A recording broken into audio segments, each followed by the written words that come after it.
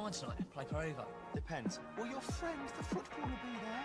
Oh, friend, football friend. Oh, what a superb goal! Stefan Law, that is extraordinary from Ben Garuccio. Hello, guys, and welcome back to Football Friends with Ben and Stef. We're here to talk about A-League's round two games into the season now. Everything's looking pretty good. There's some teams that are absolutely flying. Newcastle have continued their kind of cup run now into the season. They got unlucky in round one, but round two, what a performance. And we'll get into all the A-League action. But first of all, Steph, how are you going? You had a couple of big games, obviously, this week, the league game against Ho Chi Minh, and then obviously the ACL 2 against MacArthur. How were those games? Yeah, no, it was good. It's I'm tired, to be honest. We played, what was it, Thursday, and then Monday, and now we play again Friday. So it's short turnarounds, which is good. But yeah, I'm wrecked, and I'm looking at myself in this video thinking I need some Botox, or I heard about a guy here that does stem cell, so I might have to go and get some of that. Apparently that's the latest trend, so I'm looking young, but I'll be like Mark Bosnich then. But no, it's good. Like we were pretty disappointed with the MacArthur game. I think I swear MacArthur are like, they've been like this for a couple of years, where you feel like when you, and not in a disrespectful way to them, you feel like you're always the better team than them, but they somehow get a result a lot of the time. It's just the way they play. They're happy to soak up the pressure, catch you on the counter-attack. They're very, very good at set pieces now. Bratsy's got an unbelievable delivery, and they've got some big boys. So everything we kind of spoke about with them played out in the game. We maybe dropped off a little bit in the second half, thinking, we can just, not concede and we'll be okay. And then they scored off a set piece, which was disappointing because the 3 points in that game would have not secured our I guess, place in the next round, but it would have gone a long way to that. Now, we need to probably come to Australia and not lose. So we're still, top spot in the group, which is good.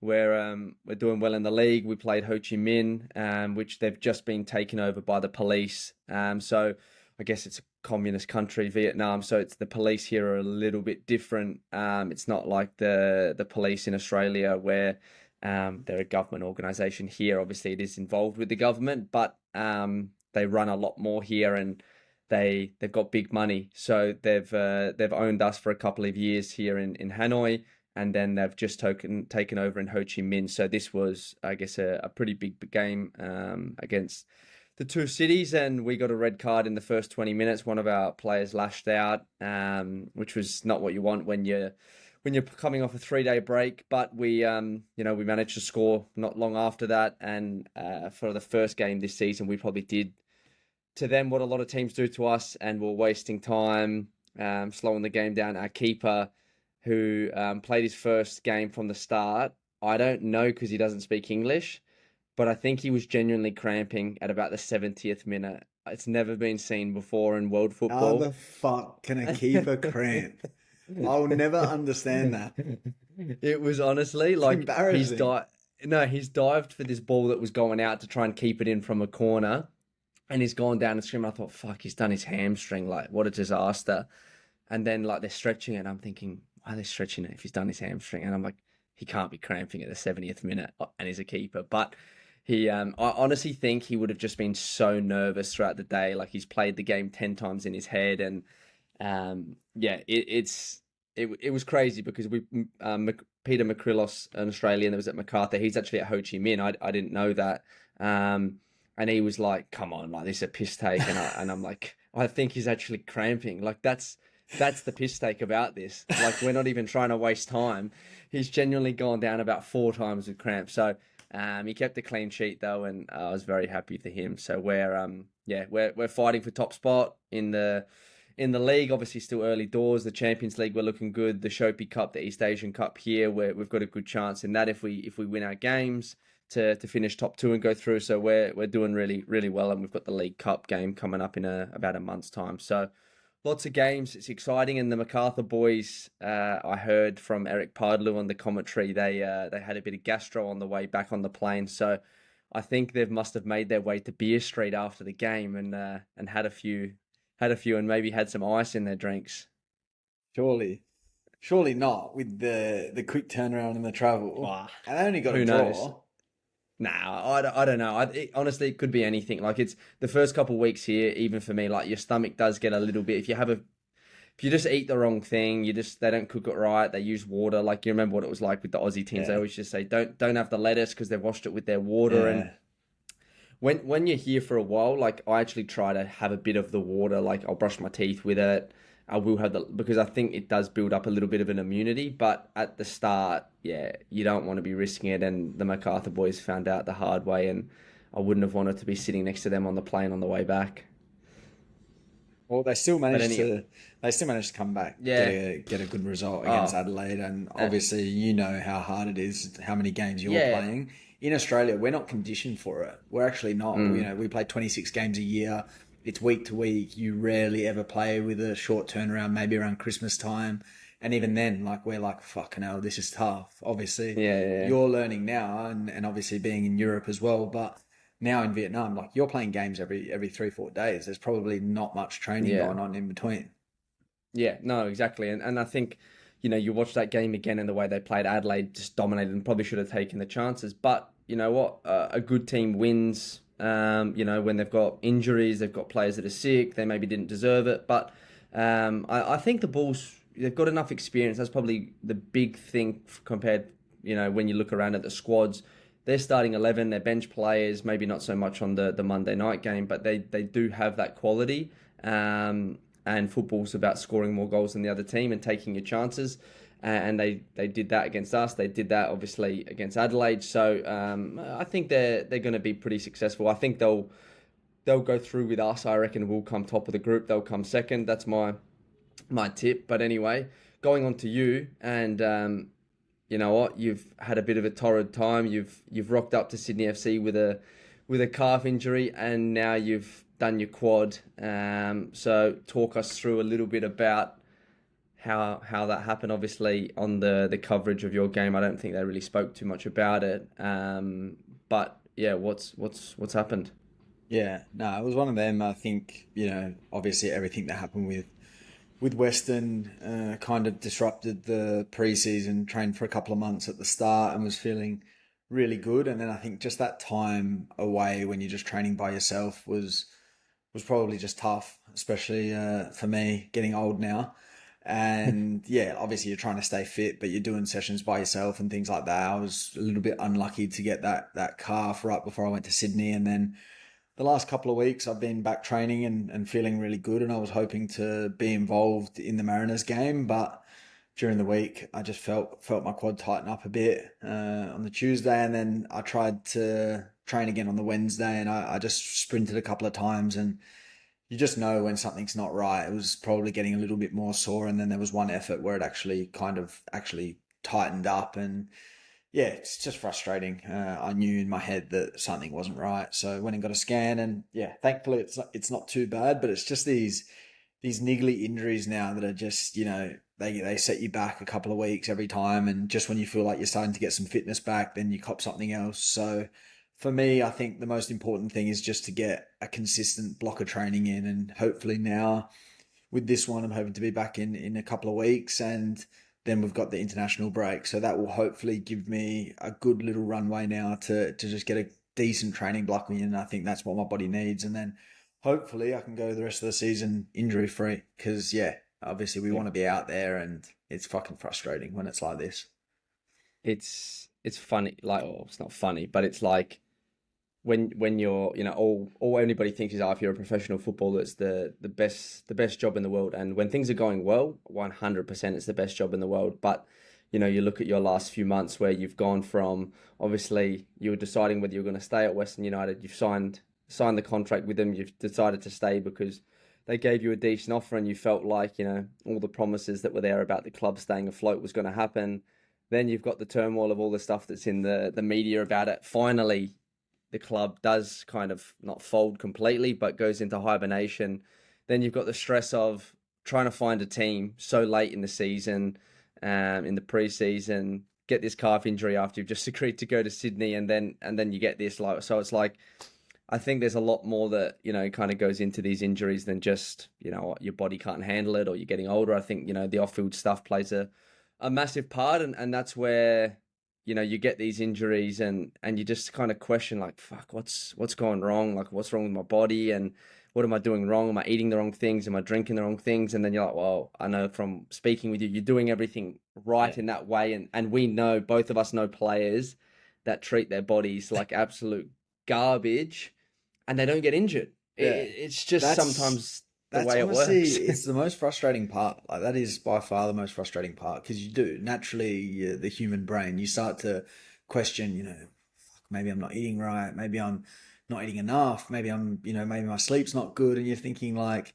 fucking hell, like these are tiny little things. Like, if that, you would have to be doing something completely wrong in terms of eating or in terms of sleeping or recovery to be just getting injuries like this. But it's funny because who knows how much like your off-field stress actually contributes. Obviously it would, just like anything. And like you're stressed off the field, you're wondering, if you're going to have a club this year, if you're going to be playing professional football anymore, because that's realistically where it was at for me.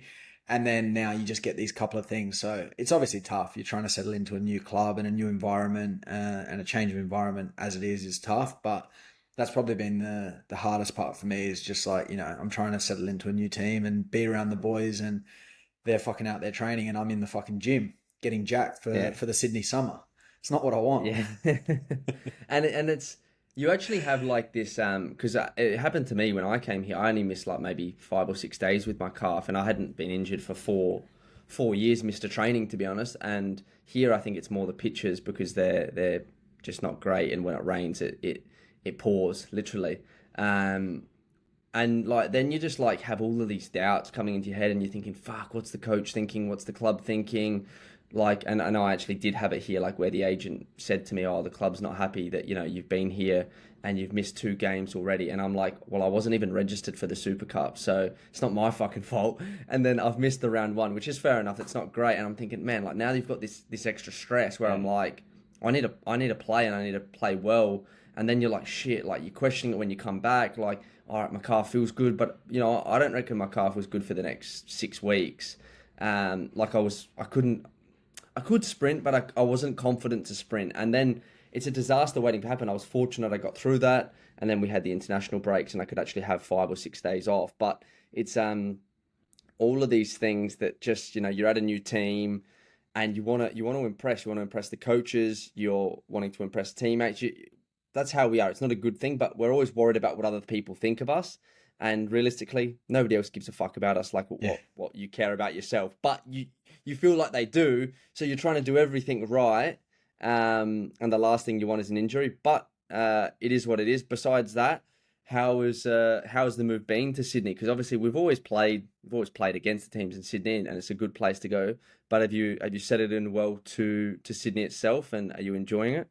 Yeah, look, Sydney, I never thought I'd live here. Obviously, being 30 years old and fairly settled at Western, I thought that's probably where I would be for the last part of my career. But this was never on the cards, and it's actually been really good. Like, the move's been good. We're into our place now, so hopefully the Wi-Fi connection's a little bit better than our first episode. But like it's nice. I feel a little bit settled now. Obviously, my wife's just come, got the dog here, so yeah, we've just been trying to enjoy the weather. That's probably the biggest difference from Melbourne to Sydney. And also the price of rent is slightly more expensive here. But well, when you're living in Surrey Hills as well, like you could have went to a cheaper suburb. Parramatta's meant to be quite good, isn't it? Yeah, but I don't want to mix in with the West, I'm here at Sydney FC, so stay away from there. I think the only time I'll be heading west is to play some of the nice golf courses out there. Yeah, there you go. Well, no golf for you yet. It's not good for the calf or the quad. Yeah, I'll wait a couple of weeks. But you guys obviously got the win as well on the weekend. What was it like at the? Because I saw a bit of that game, and obviously it was a pretty average game. I thought. But what was the vibe like at Leichhardt? Like, it looks good, but I saw some stuff on Twitter around it's a disaster to park at, disaster to leave, it's a disaster to get food at. So on TV it looked good because it was packed, but what was it like? I guess you were there in person and probably had those same problems, right? Yeah, I actually left the game earlier than usual. Obviously, I didn't play, so I was stuck in traffic for a long time getting out of there. I was thinking, fucking hell, I didn't get this at Western United. Maybe it's because there's a few more people here. But being at the game, I was like, fuck, this is perfect. And I understand, it's Sydney FC. They want to be playing in a big stadium, a new stadium, Mm. exactly like what Allianz is. I think also with the corporate hospitality, all of that element when you're trying to attract, big sponsors and marketing yourself as the biggest club in the league, which Sydney FC arguably is. So I think that's probably the downside of playing at Leichhardt. But in terms of size, atmosphere, all you would really ask for is like a slightly more rectangular stadium where the crowd is slightly closer, just because it is that little bit bigger when you're on the hill. It's, you are a little bit further away, but like on TV, fucking hell, it looked amazing. It looked really, really good. And yeah, I think I saw that same stuff. I saw that same stuff on Twitter.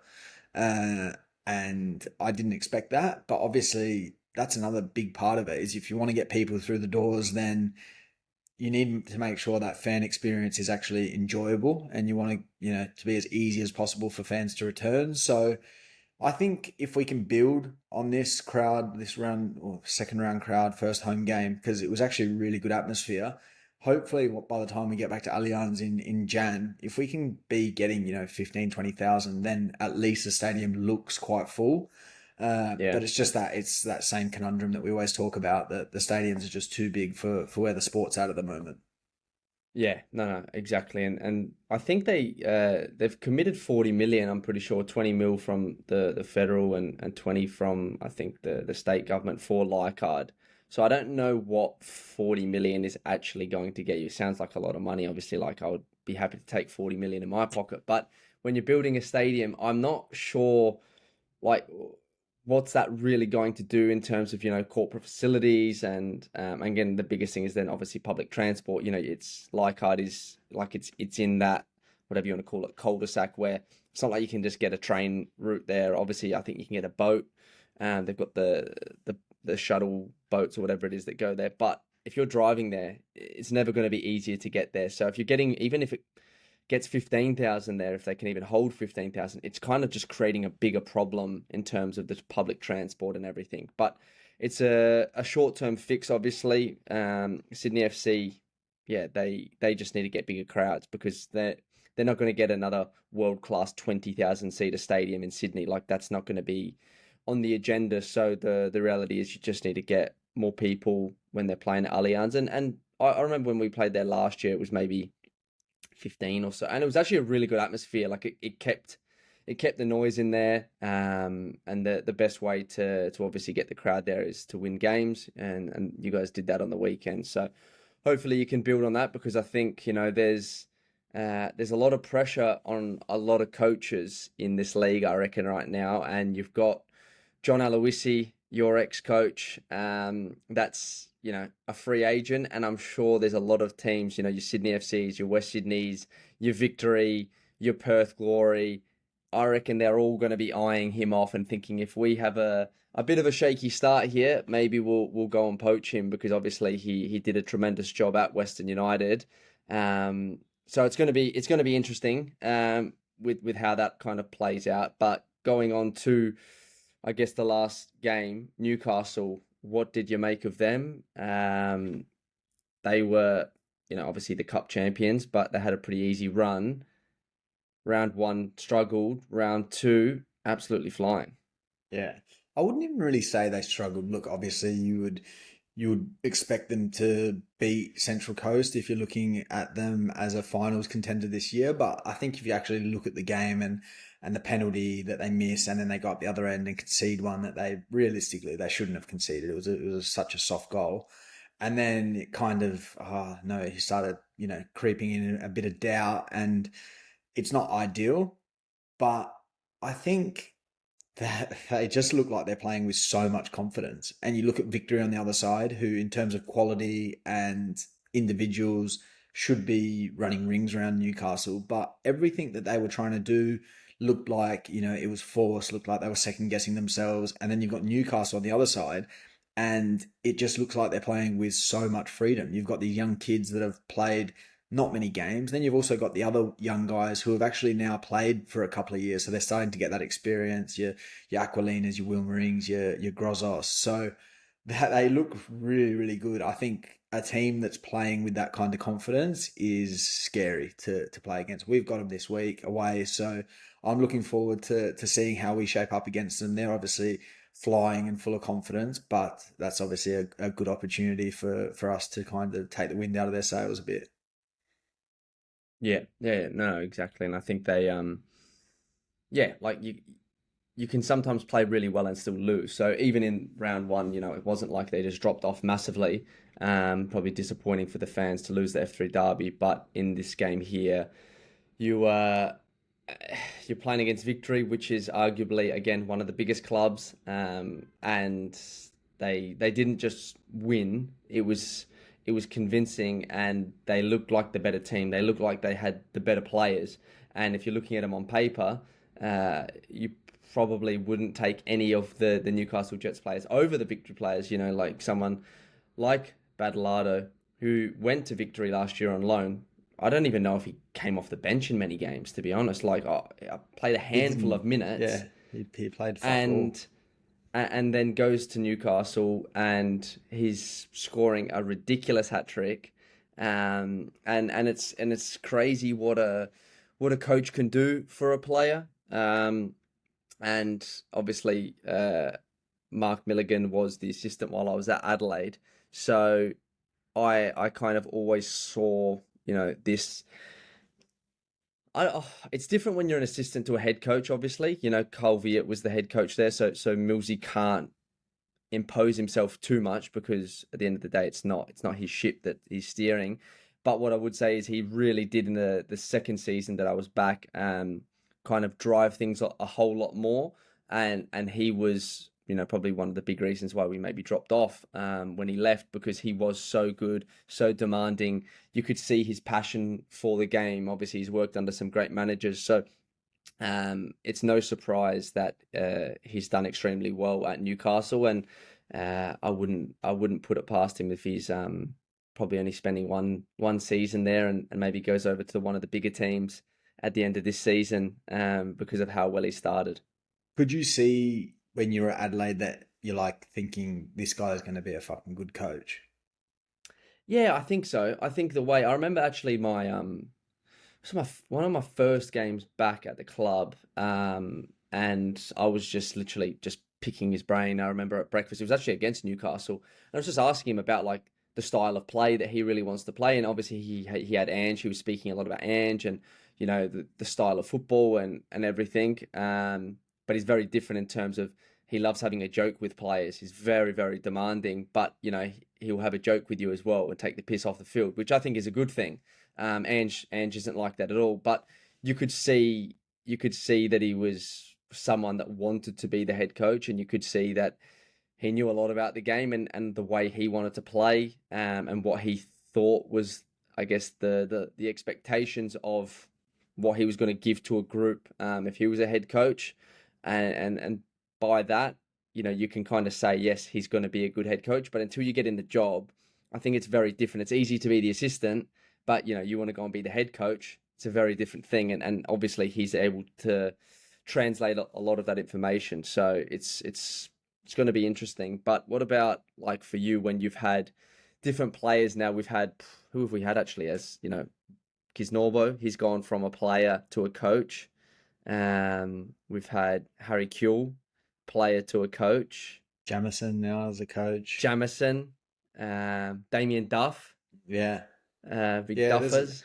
There's a lot. It's funny, like you see it more and more now. Obviously, we're getting older, unfortunately. So these guys that we maybe once played with are now in those positions. But yeah, like I never played with Millsy a lot. I played with him a little bit in the national team in camps, but you can just see from obviously his pedigree as a player and how he kind of played the game. Like he was a very what's the word? You know, he was very technical, like his passing, like, you know, when he'd pass the ball, he'd pass it with a purpose. He'd Yeah, fucking wrap it into you. yeah, I remember my yeah, first passing drill when I was in the Socceroos. I'm thinking, fuck, hell, this guy's shooting it at me. yeah. But I love that. Like that's Yeah, fucking. he's It was obviously just got yeah, that other side, like where you're able to have that chat, especially with how young Newcastle's team is. I think that's even more important. I think when you're maybe at a higher level or at a bigger club and people have got their personalities, you know, you can be that standoffish kind of coach. But I think with a lot of these young players that Newcastle have, they actually probably do need that, you know, arm around them a little bit sometimes and let yeah. them know how well they're doing. And he's obviously finding a perfect balance at the moment because yeah, they're seriously flying. And someone like Badalado, like you have to put that down to a coach. You have to put that down But to what but he's being told. yeah. But what about like for me? And again, you never know where we're going to end up. So I don't want to speak too badly of Western Sydney, but how can you get that so wrong at the same time where he was there at the club, he won the young player of the tournament at the AFC under 19s or 20s, whatever it was. So they've then let him go on loan to Victory around that period. I don't know if it was before that tournament or after or whenever it was. He's come back to Western Sydney and they've then shipped him out to Newcastle and they've got Kankar in return. Like I I understand you've got different players with different positions, but for me, there's just maybe you do play well at other teams because a coach gives you belief and confidence. I completely understand that. Me and you, we've seen that 100 times. We would be the same for us. You play better under certain coaches because of the way they play and how they talk to you and how they make you feel, especially as a youngster. But you must see his talent and think, you know what? We need to get the best out of this guy. How can we actually fit him into our team to get the best out of him? Because that's a player that's probably at Western Sydney on 60, 70 grand that can be a guaranteed starter instead of having to go and sign someone on 300 grand. Um, Selling. yeah, and then you make money off him. So it's it's The only thing I could say in terms of that, and you know, I've been in this position myself, and I'm sure you felt that as well. He's been at two clubs, Western Sydney and Victory, who have got very high expectations and probably very good senior players as well. So while on the outside it seems like a, you know, straightforward one, you know, you can see he's got potential. Number one, Stagic's probably under a little bit of pressure, so he's thinking, fucking hell, I don't have time to play this young kid. What if he doesn't do that well? What if the team's struggling? Then I'm fucking got my head on the chopping block. And also on his side, he's probably thinking, fucking hell, I got one Mata. I don't want to make a mistake. I got Barella. I don't want to make a mistake. I'm a bit worried. I'm playing within myself. And then, you know, you're not playing with that freedom. Whereas now he's at a Newcastle, he's probably looking around going, fucking hell, I'm one of the best players here.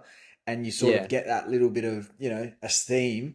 And then you go on the pitch and you play like that. And then you've got the coach telling you how good you are. And it's kind of that perfect storm sometimes. It's like, you know, we were at Melbourne City in those younger years. And then, you know, you went to Adelaide and you did more in Adelaide in half a season than what you did at Melbourne City the years before. How much of that also plays a part? So I think yeah. they can both be true at the same time. Yeah, yeah, no, and I guess yeah, I guess I look at it and think I was playing at Melbourne City, not in my right position.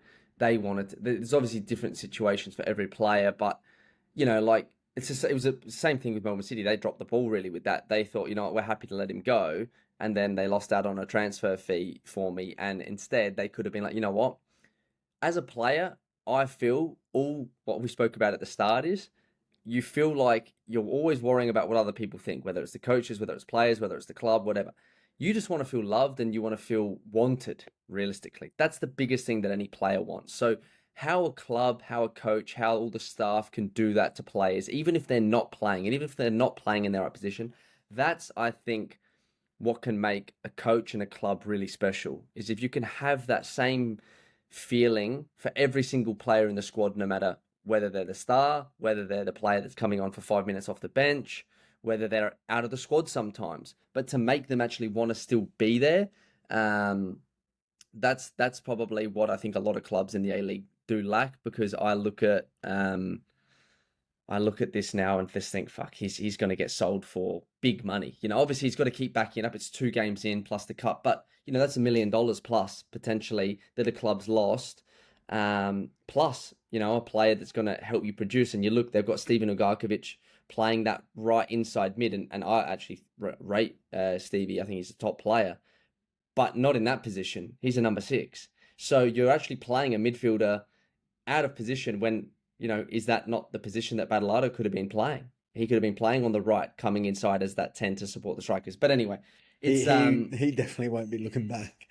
Nah, he won't. And I heard Millsy actually speak about it, and that's another thing that I really liked. And in the press conference, they spoke about that. And what did you say to him to get him to come? And did you guarantee him minutes? And he just said, no, I never tell anyone they're going to play. I said, I'm going to give you the opportunity to make you a better person and a better player.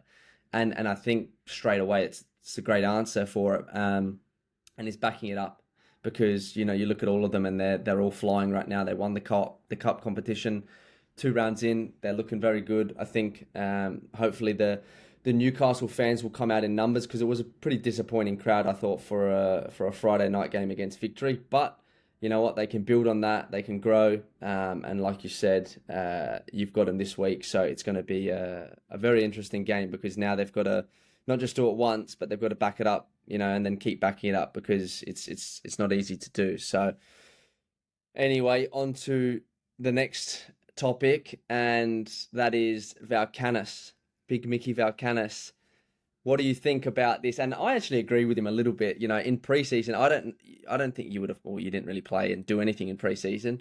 But they said that there was a couple games that were called off because of their physicality. Yeah. I heard, and they had one with Sydney. Yeah, so you might know a little bit more about that, but that was the talk: the physicality of Brisbane Roar. And now there's a controversial red card that should have been against Wellington Phoenix, which was against Brisbane Roar, and he's kind of playing the victim in this situation because of what's been spoken about with Brisbane. What's your take on that? Yeah, look, I think maybe there is a little bit of truth to it, that you're a team that's going out and smashing people, and maybe sometimes playing a little bit ugly in order to get the job done. And look, for me, I don't mind it. I think what he's done, he's instilled a bit of grunt into that team, which we said, for too long they've just been, fucking Brisbane Roar. You go there and you turn over Brisbane Roar, 2-3-0 at home, and you're just like, that's not Brisbane Roar. That's not the Brisbane Roar that when we grew up, we were playing against. That was one of those places where you're thinking, I don't want to fucking go to Suncorp because we're going to get our pants pulled down.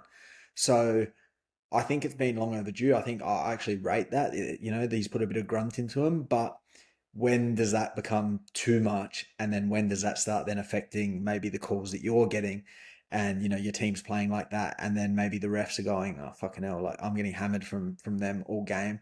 Maybe I'm not going to give them something back. So you never know. You never know how it was, but I think Chiefy on the other side, he'll be absolutely buzzing with that, because I think he's another one that's probably underwhelming performance last year on the back of what they did the year before, and then probably this year.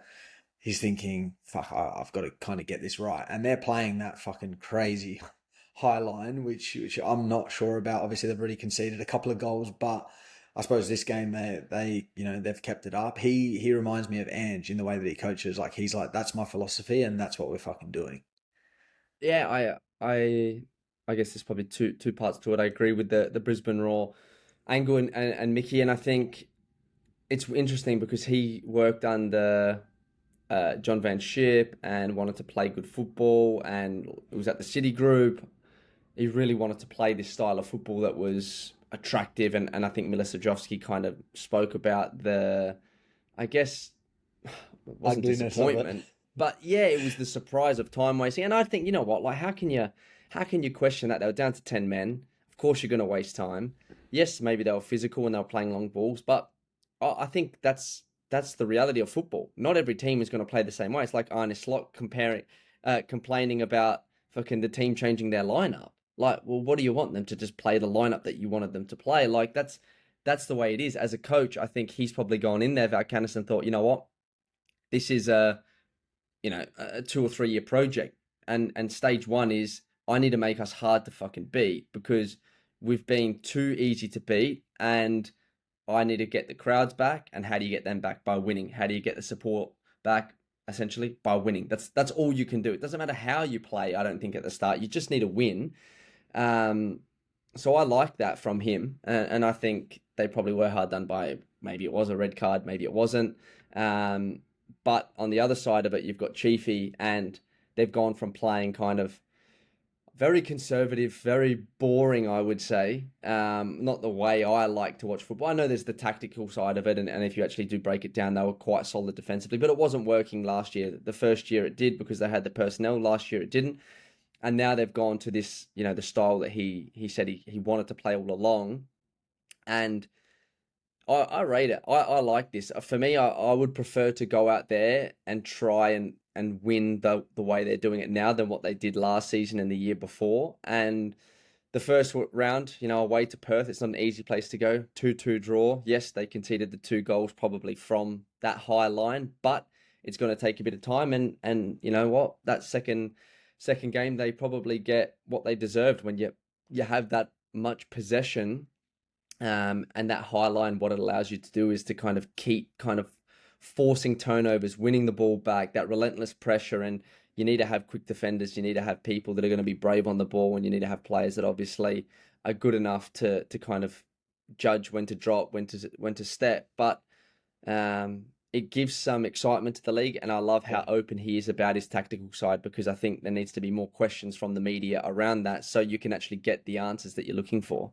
Yeah, no, I rate it. Like, it's just that catch-22, and I think that's probably one of the most underrated qualities of good managers is actually setting your team up with the players that you've got.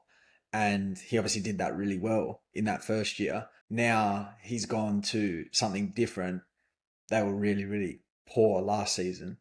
And then it's like now you're trying to implement this to another level this year. They're dominating in terms of possession, but will they get the same results as the first year? Because as a manager, you want to implement your philosophy. Like if I was a coach, I'd want to implement my philosophy. This is the way I want my team to play. But then it's like that fine line of like, yeah, but I also want results. So it'll be interesting to see where they end up. Well, look at Ange, right? Like the reality of it is, live and die. You look at Ange, and every other team it's worked out. They've given him time. They've bought into, I guess. All right. Yes, you want to play like this. We're going to suffer a little bit. It happened at every team he's kind of been at. But there's also going to come a time where people don't stand for that. And I would say now more than ever, because of social media, you get crucified. That level of scrutiny is a different level in the Premier League compared to the A-League. But it opens you up. If you don't get the result, it doesn't matter what you're doing, because fans aren't looking at, they're playing this system. Look at the build-up there, a 3-2-5 or a 2-3-5, and this is what the elites do. This is what Pep Guardiola and Mikel Arteta does. We're implementing this. It's going to work. They want results on the weekend. They're paying money to come and watch you to win the game, and you'd much prefer they're complaining about the style not being good enough, but you still got 3 points than the other way around, I think. So finding that balance is difficult, and I think Wellington, from what I've seen anyway, very early on, I think this league is going to be the most even league ever.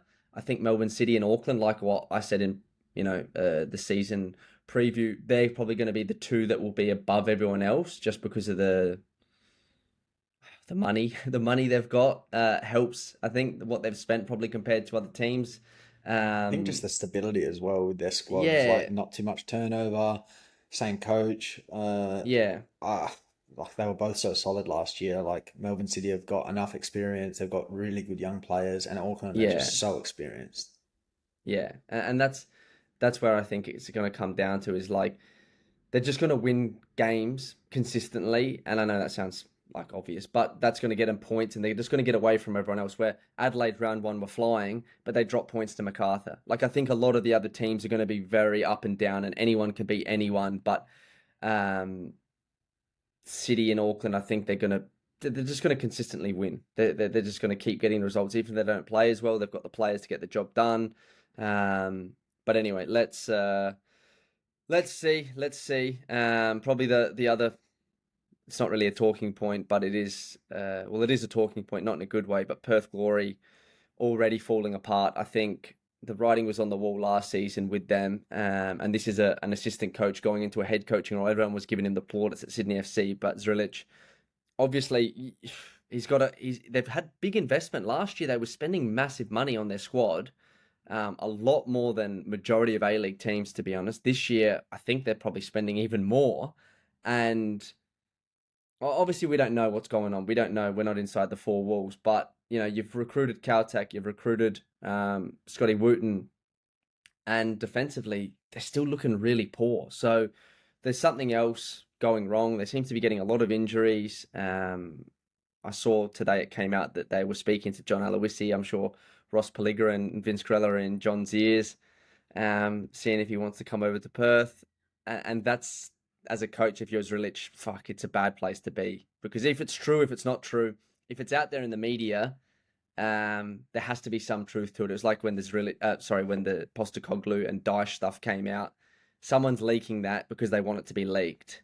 And that's it's not a good place to be. I think for a long time, like there's been no pressure on Perth because of the basket case that it was. But I think now, okay, Zrilic had a poor year and Perth had a poor year last year. But I think this year you look at their team on paper, and I think that probably the owners are now saying like, all right, well, you know what? We've actually invested. We think we're in a good place. Like we think we're in a place where we can challenge. And if it's going to be a repeat of last season, then that's going to be a fucking disaster. So yeah, maybe there is a little bit of pressure there at the moment. Like we played them in preseason. For me, like you look at that back five that they're playing, it looks really solid. Like it should be really solid. And I think it was a bit of a disaster game. They were slipping all over the place at Amy Park, and obviously a couple of injuries as well. But yeah, it's going to be an interesting one because I genuinely thought they were quite decent when we played them in preseason. So yeah, I think he'll have a little bit of time, but yeah, they're one that probably need to get the ball rolling a little bit. I reckon my hot take, Stef's hot take. My big call will be the Aloisi brothers will both have a job in the A-League before the end of this year. Yeah, right. As in end of this year, come the new year. Yes. Wow. Yes. All right. I reckon. Have you got some inside scoop, or is that just speculative? No, that's speculative. That's pure speculation. I don't have any inside information. I just think there's going to be a few jobs that will open up. I think Ross has obviously been in China with Kevin Musker. Maybe he'll want to stay there. Maybe he's enjoying it. But I reckon Ross, I loved him as an assistant, and I think he did so well at Brisbane. Obviously left for certain reasons. I reckon any team would be very, very lucky to have Ross as a coach. I think he'd do extremely well. And John the same. Obviously, you could speak for him. So I reckon the Aloisi brothers both are lining up on New Year's Day. Yeah, that's a huge call. So let's we'll see. Wait and see if that eventuates. Obviously, yeah. Australia Cup news. They're now 3 games in. The Melbourne teams. The championship. Championship, not the What did cup. I say? Australian Championship is now 3 games in, and the Melbourne teams are absolutely flying. Like South Melbourne undefeated so far, Heidelberg undefeated so far, Avondale top of their struggling. Group. Yeah, but they can't all be up there, or else the other teams will just pack it up. Yeah, but it's I guess I just thought I haven't watched Preston besides this Oz Championship, so I didn't really even look at where they'd finish. I just saw the recruitment of the players, to be honest, and I saw, the crowds that they've been getting and the hype around the team. I feel like they should be, or the coach should be under a lot of pressure. I don't know if he is, but like they're such a big club. They've got a good team, don't they? Yeah, but they're such a big club, and obviously, even when they were in NPL2, they were pulling massive crowds, and they've historically, they splashed the cash, so they've got a good team because of that. But they've still only been in the NPL for 1 year, so I don't really know. Yeah. Like maybe is this a little bit premature? You look at teams like Avondale, look at South Melbourne. Like they've been teams that have been successful in the NPL for the last 10 years. Like Avondale's backing is absolutely huge. South Melbourne, historically, massive club. So maybe they're just more well-rounded for this competition. Maybe they were actually just a little bit more ready for it. And Preston looked like they had a good preparation for it. They obviously went over to Macedonia, but potentially this competition's slightly premature for them as a club at this stage. Yeah, I'm not too sure. I think obviously it's only 3 games in, so you win your next 3 and you can obviously go through to the next round and and they're one of the foundation clubs, so they're going to be in it next year in whatever format it is. But I think because of the backing they've got, the players they've gone out and got, I think you're demanding. You're going to be demanding because you put the money in, you do everything well off the field. You need the results on the field. They had 5,000 at their last game, which is unbelievable. But you know what? Again, they want to win. They want to win games. That's what's going to keep the fans coming back. Seeing them win the game and celebrating. That's the lasting memories that you kind of want. So I think it's the crowds have obviously dropped off, which is always going to happen. The round one was the biggest ones. But I still think the crowd figures are pretty good. And when you look at a lot of the stadiums, the biggest differences from those to the A-League ones is, like RPA, I think had 4,000 at Leichhardt, which is still really good. It's too big, that ground. But if you had 4,000 in a smaller kind of stadium, like I don't know what Marconi's holds, but if you had 4,000 at Marconi's, they had 2,000, I think it was, in the other rounds. It looks a lot better. So it's just finding those venues that obviously are fit for purpose, and a lot of them are really good. Some of them you're playing at grounds that are too big. But it's probably like your Bayswaters and even your Wollongongs, those teams that played at home, and you see, and they get a couple of thousand people there, which is big numbers for those kind of very average suburban grounds. So it's going to be interesting to see. I still haven't seen any TV ratings, the numbers of that come out, but it's going to be interesting to see what happens for next season.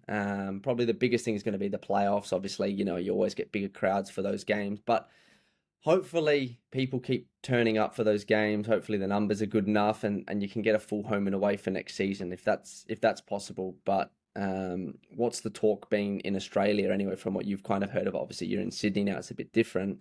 Yeah, I don't know if it's just my personal consumption is more the A-League, but I've felt that, since the A-League started, I've not really heard as much about the Oz Championship. And I think obviously we spoke in the first episode saying that, the Oz Championship ideally should have started a little bit earlier.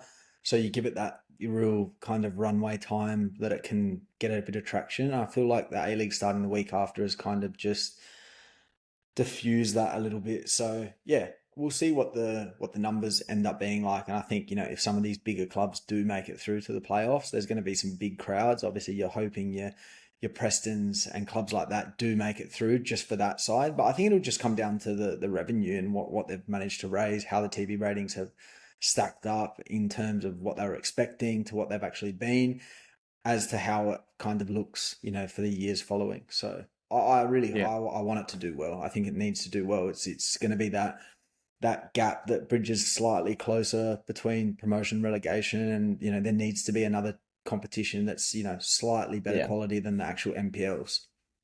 And this is really giving a platform. Like, I'm sure there's going to be players in January that get signed to A-League teams off the back of this. That's just the reality of it, and I think that's one of the best things about it. I hope, for me, I think that one of the big things for these clubs is, how can they generate money? Because they're not going to get massive TV deals. Obviously, SBS has taken it on.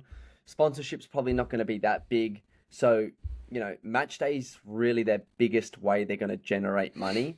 So they need more games. So I think if they can have this in a home and away season, that would be great. I still think you keep this current format, but I reckon you add the A-League teams into this. Yeah. And we've spoken about this almost like an Australian Champions League. And if you can add the A-League teams into this current format, it gives the NPL champions from the, South Australia, Victoria, whatever, it gives them a carrot to kind of want to get into that. It gives your B-League or your Oz Championship kind of teams more games and more chances to make money. And then it gives more games for everyone. So whether that happens next season, whether that's the season after, I think that's the ideal situation. But obviously, as we all know, everything comes down to money. And, we're only 3 games into the 6 match days of the group stage and then the knockout. So there's still plenty more to go. But just lastly, before we finish up, we spoke briefly about Ange getting sacked after 39 days, which is pretty remarkable. But if you don't win a game, like, there's not really much, and they should have actually won. It was a disaster appointment from the get-go. Like, they actually should have won a few of those games. That's the crazy thing about football. The game he gets sacked, like, they've fucking destroyed him. Yeah, but that's where it's nuts. I think if you do watch a game, and if you're an owner or if you're the person making these decisions, if you sack someone because they haven't won in 6 and they're playing terribly, I can completely understand it.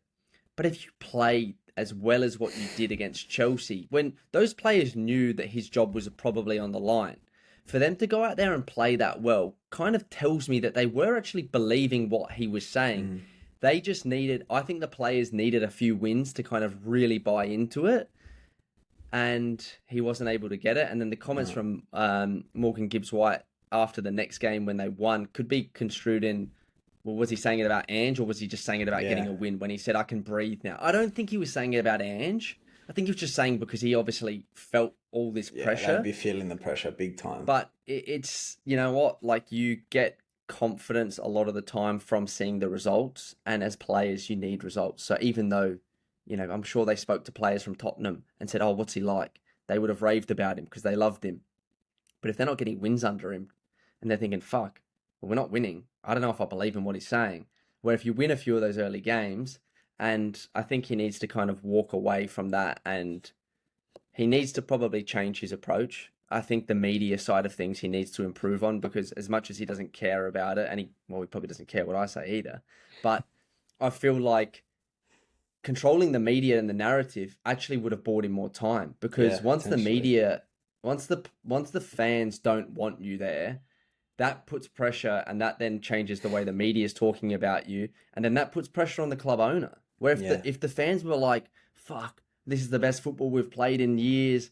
I don't care if we've lost. I can see he's won it everywhere he's gone. We've got to back him. We've got to back him. The owner then thinks, yeah, fucking hell, we've got to back him. Like, we've really got to back him here. But he didn't control that narrative. No. And Sean Dyche comes in straight away. And the way his first press conference was, like, I was pissing at laughing when he's talking about skinny jeans, flared jeans, skinny jeans, flared jeans. Like, it's just funny. Like, it's a different way as well. Yeah, and then they win. And that's, you know what, and like, that's unbelievable. Stinking football. Yeah, and then they lost on the weekend to a set piece that, you know, they were complaining about Ange about with set pieces, but they're saying we've got to give him time. Well, where was that time 2 weeks ago? And that's again, and I don't think it's an Australian thing. I don't think you can tell because I'm from Australia. I think it's just how you speak because Mikel Arteta gets smashed in the media. Now Arne Slot's getting smashed in the media. It's not actually where you're from. It's just if you can really control the media and the way you are and results help when you're getting them. But anyway, it's going to be interesting. Celtic have just got rid of Brendan Rodgers. I don't think it's the right decision for Ange to go back, but it's going to be very interesting to see what his next move is. And we want him to succeed. Absolutely flying in Scotland. Yeah. Oh, which is top. Like, obviously, I'm sure you're very happy about that. I just think it shows how bad the level of Scotland is right now because they shouldn't be anywhere, like with the budgets, they shouldn't be anywhere near them. And you look at how the teams are doing in Europe, all the Scottish teams, they're stinking it up. Yeah. Like, what did Aberdeen lose the other day? It was like fucking 6-0 or something. Aberdeen are really struggling. Obviously, you've got Milo, who's the Johnny Warren medalist, can't even get a game at the moment. I think he came on at the weekend, but probably 3 or 4 games before that didn't even see the field. Yeah. So you're thinking, fucking hell, like if that's a player that's, you know, was on fire here in the A-League and he can't even get a game, they're bottom of the league, you're thinking, what the fuck is going on at that place? Yeah. So, yeah, it's when crazy, I was there, isn't it? like we could not even touch Celtic or Rangers. Like, genuinely, if we'd go away to Celtic Park or Ibrox, it was like, if they flicked the switch, it could be 3-0 within the space of 10 minutes. It was like that. And now you look at Hearts, they're beating them at home. They're beating Celtic at home. They beat Rangers away. I don't think I ever won at Ibrox or Celtic Park when I was in Scotland. So, they're fucking flying. They're in with a red hot crack of actually winning it this year. Yeah, so it's it's good that if they can keep this up. Big Cammy Devlin's there. He's flying. He's played every minute. I think he's off contract at the end of this year, so he's in the year that you want to be flying. Yeah.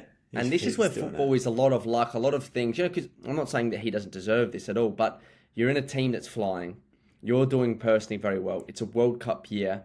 As a player, you just need to keep going because doors can open like crazy for him on the back of this. And I hope it does because he seems like a player that's a hard worker, gets stuck in. I'm sure the fans love him over there. And the more Australian players doing well, the better for everyone else. So that's all we've got time for, though.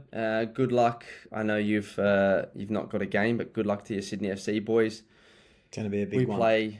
We play Friday night, and then we come to Sydney on Sunday. So maybe next week we can do the pod in person, or at least we'll be doing it in the same state because I'm staying in Campbelltown. It's barely the same state. 5 hours away from where you are. So we'll have to get you to Surrey Hills for a couple of nights, but it's going to be a good week, another good week of footy.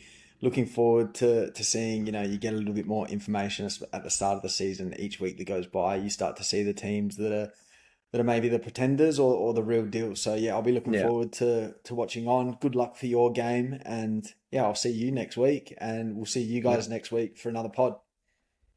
Done. Go the Gunners.